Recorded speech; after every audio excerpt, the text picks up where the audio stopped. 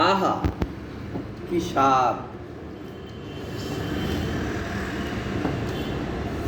আসসালামু আলাইকুম সবাইকে। ঈদ মোবারক। ঈদের দ্বিতীয় দিন একটা নতুন খাবার নিয়ে হাজির হলাম। আসলে রোজা যে আল্লাহ পাকের কত বড় নিয়ামত ছিল এটা এখন বুঝতেছি।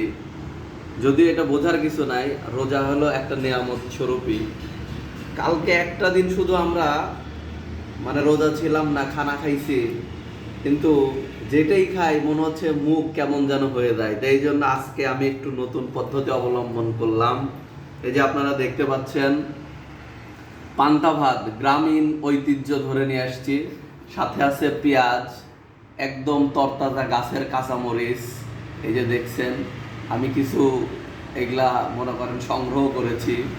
তারপরে এই যে পেঁয়াজ মাখায় নিছি। কিন্তু আসলে একেবারে পান্তা তো আমি খেতে পারি না, এই জন্য একটু মডার্ন শহর হিসেবে একটা ডিম পোচ করে নিয়েছি। এই দেখেন, এখন ডিম পোচ, পান্তা, এইটা হবে আমার এখন সকালে খাবার বলেন, নাস্তা বলেন, ব্রেকফাস্ট বলেন, একটা কিছু। তো দেখতে থাকুন কি মজা করে আমি খাই। আহা, কি সাজা, কি মজা!